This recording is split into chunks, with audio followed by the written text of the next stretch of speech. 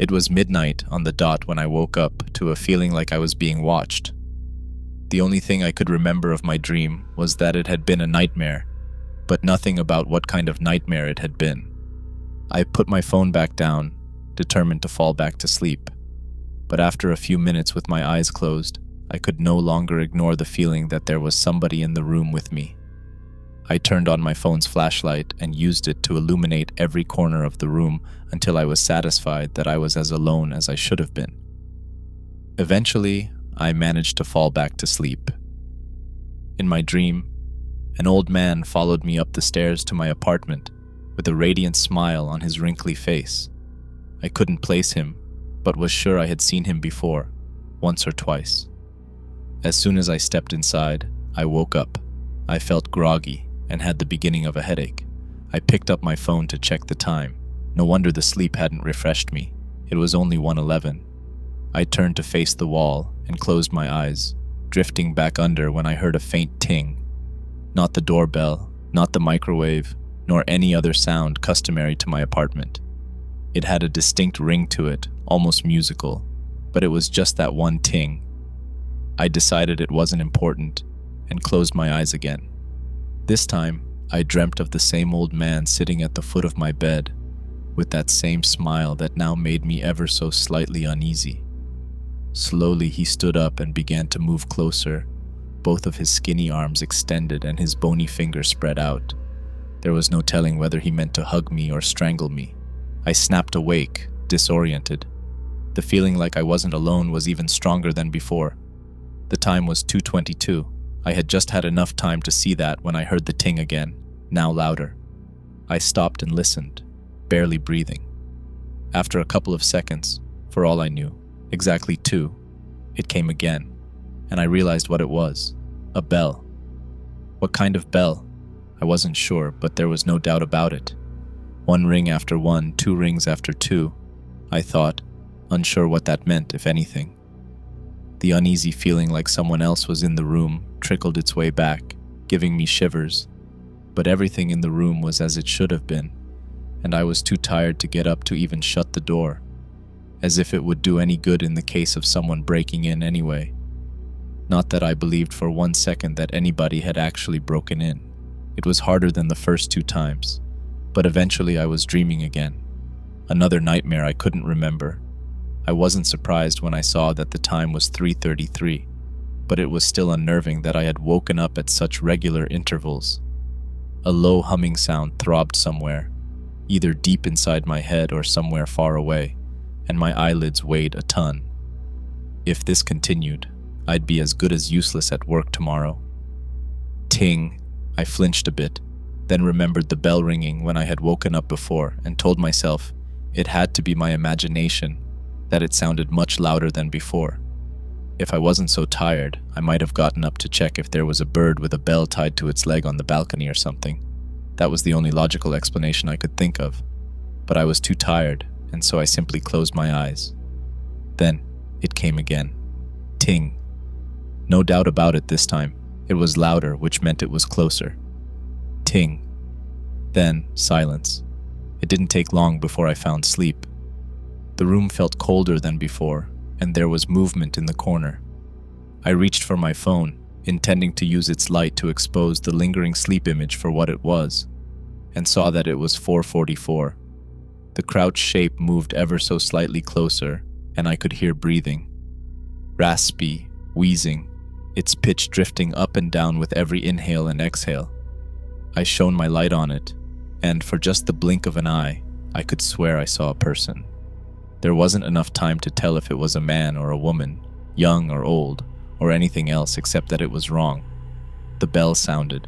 I had already come to expect it, but it still sent chills down my spine. It was as if it was coming from all directions at once this time, and there was a further drop in temperature.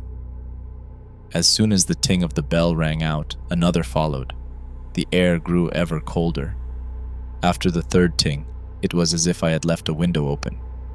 After the 4th, my room felt like a crypt.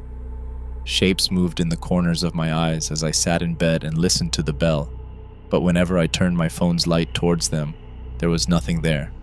My ears were ringing and I felt tired. but I decided I was done for the night. Whatever was going on, it seemed to rely on me lying in bed and waking up.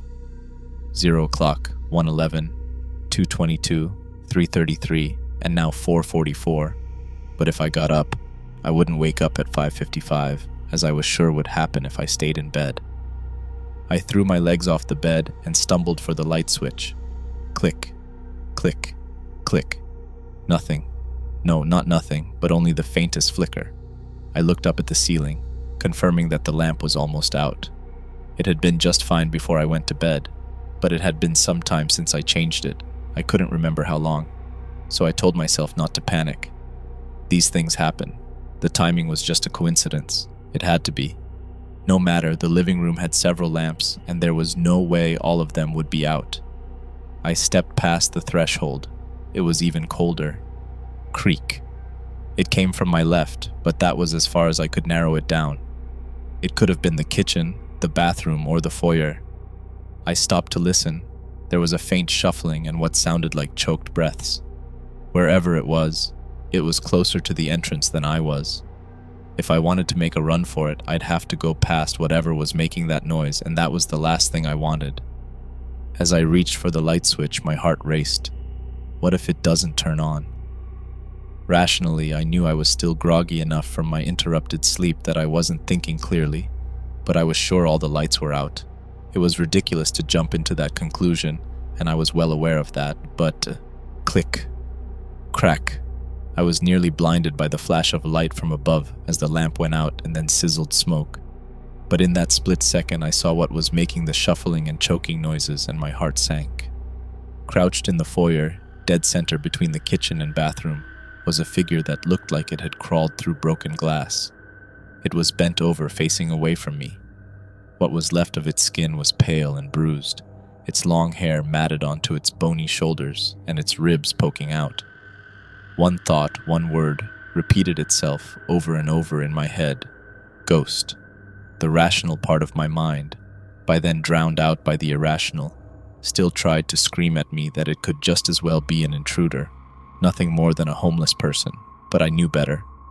I made a run for it, not even knowing which direction I was running until I hit the glass. It was the balcony door. I scrambled to get it open as the throat-rattling wheezing and wet thumping of bloody footsteps came closer and closer behind me. The cold night air hit me like a fresh summer breeze. I slammed the door shut and leaned on it with one shoulder to keep the thing from following me outside, hoping and praying that I was wrong and it wasn't a ghost, because at that very same second I realized that a ghost would not be stopped by a flimsy glass door. Unless, of course, it was confined to the interior of the apartment. I was fully awake, and yet I was more willing to believe the intruder was an undead spirit than a flesh and blood person. It approached for a few more steps, still hunched over, its face hidden behind that grimy veil of hair except for one bloodshot eye, and then stopped in the middle of the living room. It swayed in place, arms dangling, and I saw that it was a woman, or at least had once been a woman.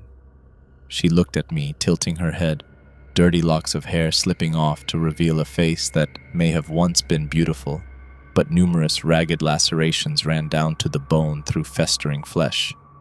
I made up my mind. I wouldn't leave this balcony until it was well past 5:55. It would still be dark, so I might have to stay until sunrise, but that was fine. If it meant I was safe, I was willing to catch a cold. My phone's battery had 44% left, plenty enough to last until it was light. I thought of calling the police, but how could I have explained without it sounding like a prank call? Instead, I woke up, 5:55. The mattress and duvet felt soaked in icy water. The air was even colder. My head hurt. Something was standing in the corner, and it was not in the least bit feminine. My phone's screen flickered when I picked it up, barely bothering to check the time, and it went black just as I pointed the light at whatever it was that was making that awful slithering noise. What I saw in that briefest of glimpses, I could only conceptualize as a humanoid shape broken and stretched to fill the length from the floor to the ceiling. It must have taken me a full second before I could scream. In the dark, I could just about make its outline bending down in an unnatural motion with its arms outstretched towards me. I backed into the opposite corner and helplessly watched as it inched closer, twisting and turning, and its body seeming to fracture and splinter to take up more space. I wished I was back on the balcony. A bell rang out and the thing stopped, dripping what could have been blood or water or any other fluid. At the second bell, it began turning towards the door, very slowly. At the third bell, its head slid past the threshold and into the living room. By the fourth bell, half of it was out of the bedroom. By the fifth bell, it was gone. I breathed a sigh of relief. There was no sixth bell. What the hell is going on? I thought for what must have been the 100th time. At least this must have been the last awakening. In less than an hour, the sun would rise, and I had a feeling that it had to be dark for ghosts to come out. That thought comforted me a little, so I was able to relax by telling myself that if only I stayed awake now, soon it would be dawn and I would be safe. After what just happened, I couldn't imagine being able to fall back to sleep anyway. Then again, I couldn't remember falling asleep on the balcony either. My phone seemed to be back to normal. The time was 5:59, only 1 hour until my alarm would go off. I took a few cautious steps towards the door, listening for any unusual sounds and keeping an eye out for anything that shouldn't be there. I stepped into the living room. Everything seemed normal. I did my usual morning routine and turned on the TV. It showed my apartment building on the news. Last night, the reporter began, this ordinary apartment building became the site of tragedy. At least 2 of the boilers in the boiler room had malfunctioned, slowly releasing deadly amounts of carbon monoxide, which over the months accumulated. I could hardly believe my ears, realizing that deadly implied somebody had died. My stomach sank as an image of the family of 4 on the first floor flashed in my mind's eye. They were sprawled around the apartment, having collapsed in the midst of household chores. I knew the reporter had said night, and that they had most likely died peacefully in their sleep, and I couldn't be sure it was them that had died, but that mental image stuck with me. For reasons that are yet to be determined, last night around midnight, an elderly man went into the boiler room. Opening the door released the buildup of carbon monoxide, which spread across the building. The reporter went on, then paused to take a breath. There are no survivors. What? That couldn't be right, because I sure as hell was alive. It was 6:27. Soon the sun would rise and... I woke up. It was still dark, but I felt well rested, as if I had woken up from a pleasant dream that I couldn't quite remember. Still, I had a gnawing feeling that something should be out of the ordinary. I brushed it off as an after effect of whatever dream I had had, stretched and yawned. I picked up my phone and stared at it in disbelief. The time was 6:66. Ting, ting, ting. As soon as I heard the bell, the memory of everything that happened last night flooded back. I remembered thinking that 5:55 had to be the end, because there was no 6:66 on the clock. It would be after sunrise, even if there was, and thought how stupid I was to have taken that for granted, when everything that had happened should have been impossible. Ting, ting, ting. At the 6th ringing of the bell, a sickly yellow-green light began to pulse beyond the door of my bedroom, too faint and dim to be in the living room. With it came a sound like sizzling meat and crackling electricity. I got up and felt a lump in my throat. What choice did I have but to see what it was? A smell wafted from my left, sweet and bitter, getting stronger with each step closer. Nothing blocked the way to the door at the end of the foyer. I could run straight past the bathroom and kitchen, open that door and get out into the stairwell, to what had to be safety. Or I could go to the bathroom and see whatever this light, sound, and smell emanated from. Common sense told me to run outside as fast as I could, but I was maddeningly curious. So, as a compromise, I decided to take a quick peek and then make a run for it. The bathroom door was open, meaning I wouldn't have to go in. With how bright the pulsing was, I wouldn't even have to turn on the light. I could just glance at it. Only a few more steps and I would see. The smell was no longer sweet in the slightest, only an acidic stench that burned my nostrils and the back of my throat. The sound was deafening now, like firecrackers going off inside a pile of wet flesh. I took one last step and looked. My bathroom was no longer my bathroom. Just past the threshold, the floor opened into a gaping hole that looked like it went down forever. Inside, thousands of lights pulsated like fireflies buried within its meat-earthy walls, trapped under a translucent layer that may or may not have been skin. The noise came from the depths of the pit. An urge to jump down washed over me, but I resisted it. Instead, I ran for the door and didn't look back. Once I was safely outside, I looked at my phone. The time was back to 0 o'clock. I didn't wait. The only thing I thought to do, or felt to do, was to call the fire department because I was sure that in the boiler room there would be a lethal buildup of carbon monoxide and that some had already begun to leak.